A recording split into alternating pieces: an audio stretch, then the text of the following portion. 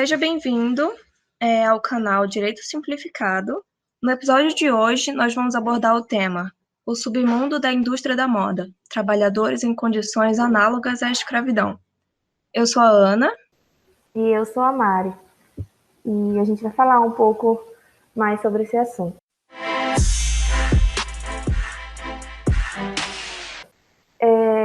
Na pesquisa que a gente fez relacionada a esse tema do qual vamos falar no episódio de hoje, o termo moda vem do latim modus, que significa costume.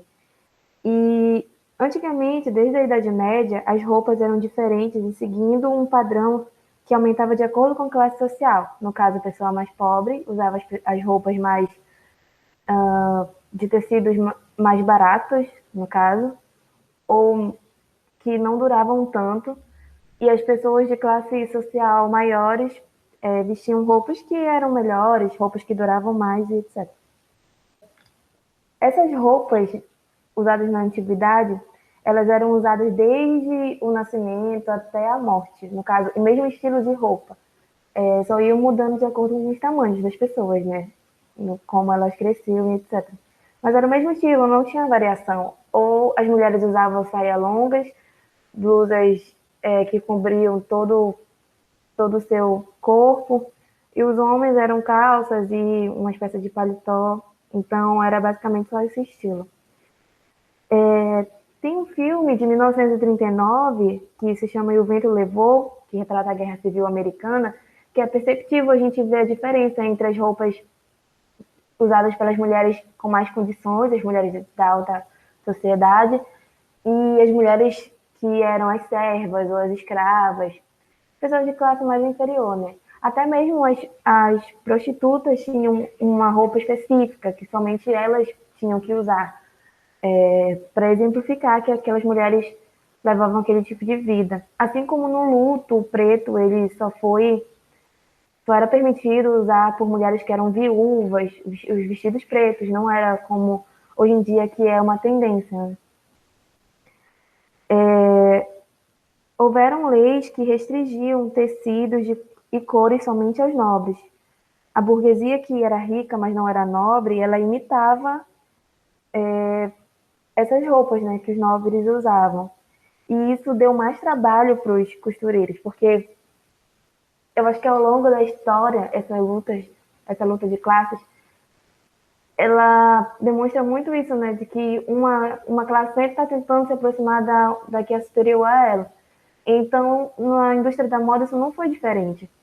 A burguesia, que não era tão rica e nem nobre quanto a nobreza, tentava se aproximar de qualquer jeito, de alguma forma deles.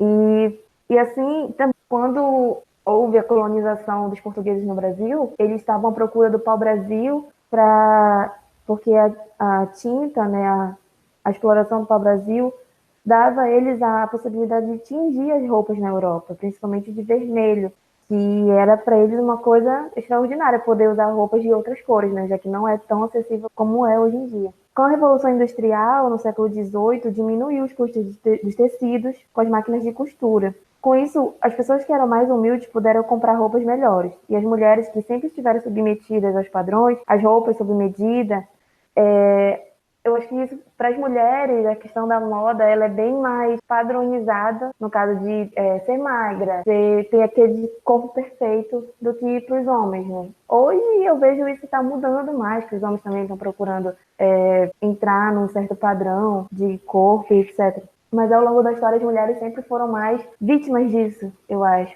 Principalmente eu vejo a questão das cintas, dos procedimentos estéticos. Repetindo, não que os homens não façam isso, mas as mulheres sofrem mais com isso. E a partir disso, a partir dessa possibilidade das pessoas mais pobres consumirem umas roupas melhores, surgiram os estilistas que proporcionavam novos estilos, tendências que regiam a moda, né? Assim como lá na Idade Média os costureiros tiveram mais trabalho, agora com a Revolução Industrial, os estilistas passaram a ter uma demanda maior, né?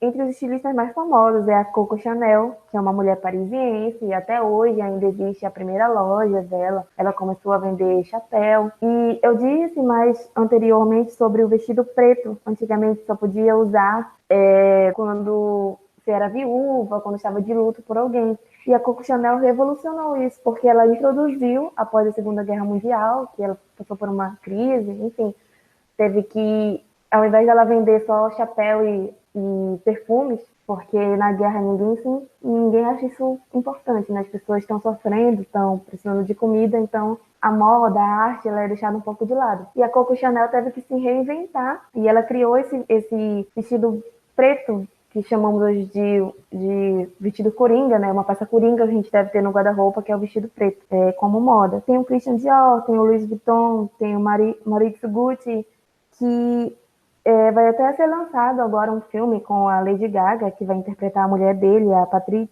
Patrícia Reggiani, que foi acusada em 1995 de mandar assassinar o seu ex-marido, que tinha trocado ela por uma mulher. Enfim, foi um grande choque para a indústria da moda. Quase a empresa deles vão à falência e etc.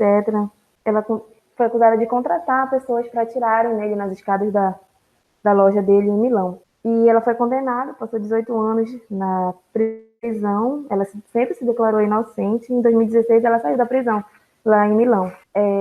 Com isso, eu acho que na pesquisa que eu fiz foi o mais, assim, que deu o primeiro passo do choque na indústria da moda, né? Dos anos 50, mais ou menos, até os anos 90, a indústria da moda era a que mais crescia, juntamente com as outras indústrias, como a da beleza, dos cosméticos. A cada década ou a cada ano, agora, atualmente, vai mudando as tendências. Então, as empresas crescem de forma acelerada, no ritmo acelerado, e precisam de mais trabalhadores. Com isso, muitas empresas acabam desrespeitando o artigo 149 do Código Penal brasileiro, que criminaliza, né, as condições de trabalho análogas à escravidão, e algumas delas submetem os seus trabalhadores a condições terríveis de trabalho, muitos deles, a grande maioria, é estrangeira. E uma dessas empresas foi a Animale, que é uma empresa que faz parte dos shoppings mais sofisticados do país. As roupas são para pessoas que podem consumir mesmo, porque são caros para algumas. Em 2017, ela tinha uma pequena oficina que era terceirizada. A maioria dos funcionários eram imigrantes e alguns auditores fiscais foram lá, flagraram, né, esses imigrantes bolivianos, no caso, que recebiam R$ 5 por cada peça produzida. E as mesmas peças que eram produzidas e eles recebiam R$ 5 eram vendidas por até 698.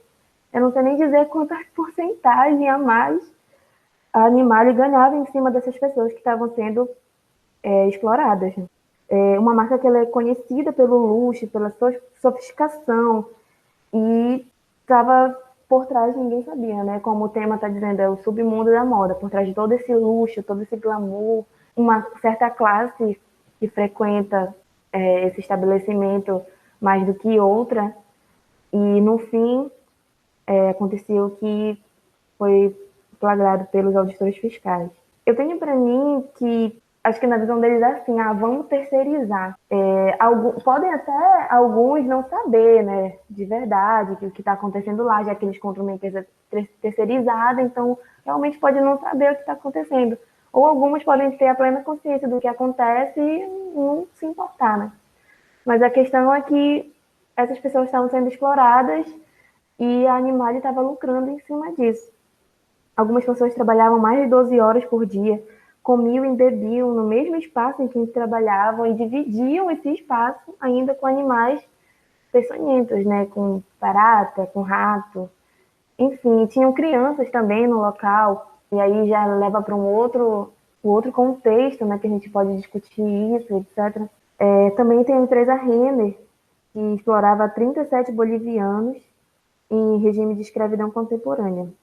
E, no caso, isso foi em 2014, em novembro de 2014, em uma oficina terceirizada em São Paulo, na periferia de São Paulo. Esses trabalhadores viviam em alojamentos, em condições deploráveis, e muitos estavam submetidos à servidão por dívida, que também está presente no artigo 149, que é proibida, no caso, no Brasil, servidão por dívida.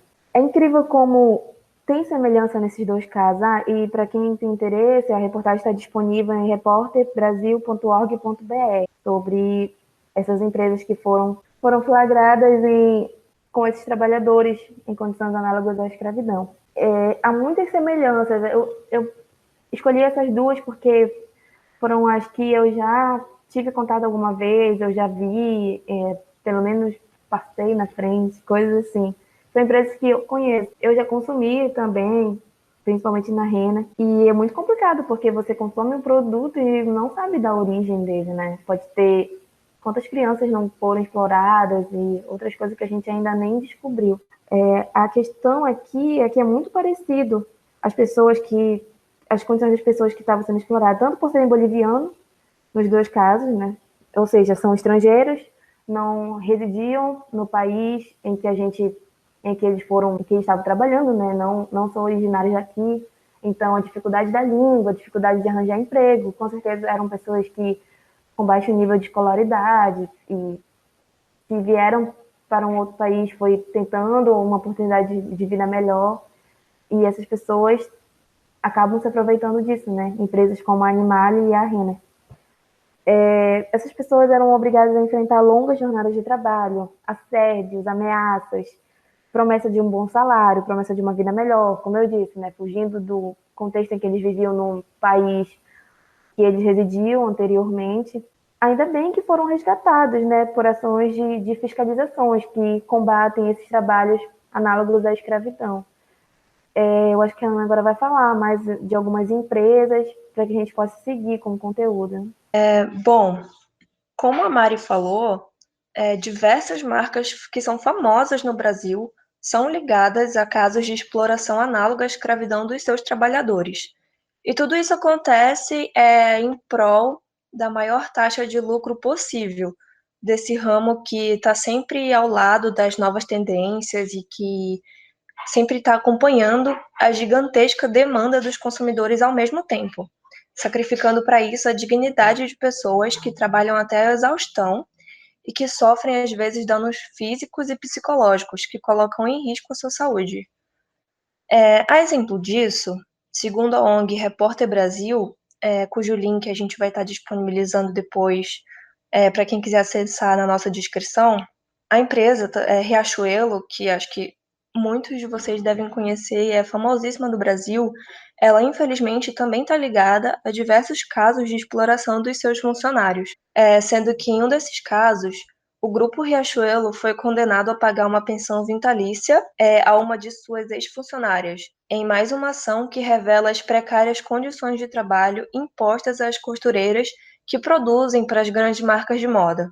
A condenação descreve um ambiente de trabalho em que a exigência de metas de produção ocorria mediante abusos físicos e psicológicos, e, segundo o relato da costureira, ela era pressionada a produzir cerca de 1.000 peças de bainha por jornada, e a meta por hora era de colocar elástico em 500 calças ou costurar 300 bolsos. Na ação, a funcionária diz que muitas vezes ela evitava beber água para diminuir as idas ao banheiro. Idas que, segundo ela, eram controladas pelo encarregado mediante o uso de fichas.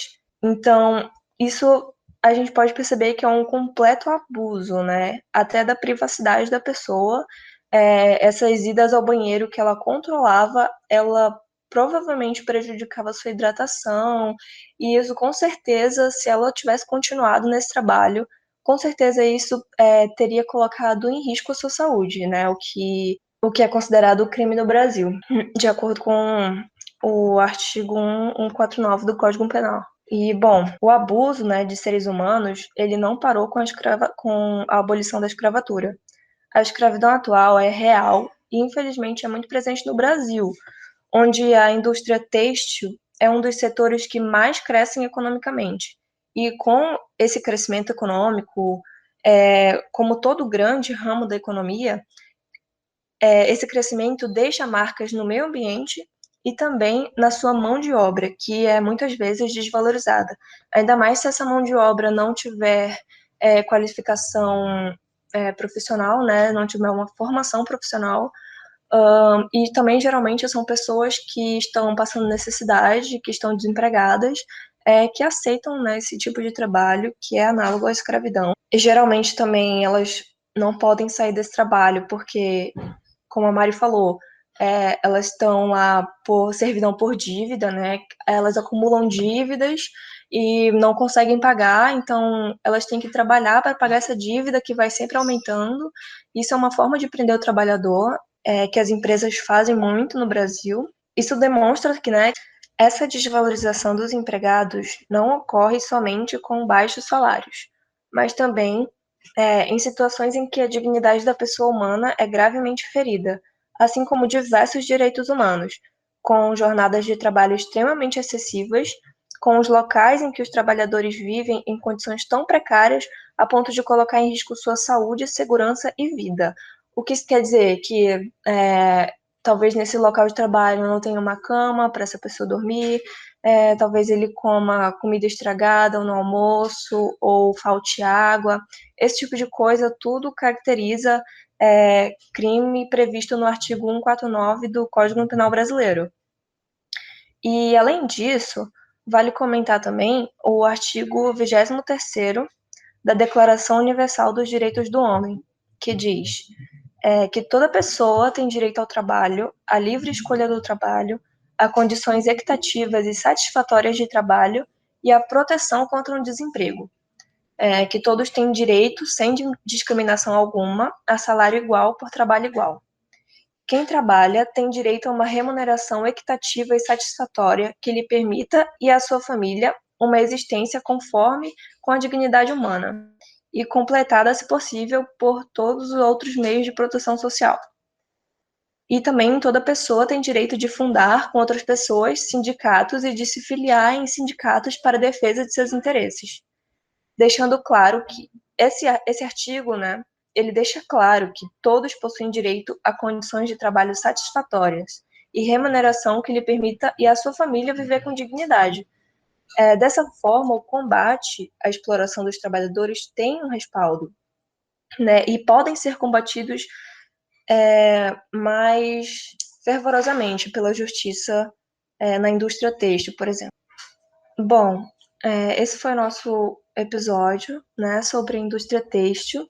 Se você ouviu até aqui, muito obrigada pelo apoio. Eu espero que tenham gostado. E esse é um trabalho que é orientado pela professora doutora Paula Arruda, por um grupo de discentes da Universidade Federal do Pará, da Faculdade de Direito. Muito obrigada se você ouviu até aqui e até os próximos episódios. Obrigada, gente. Espero que tenham gostado.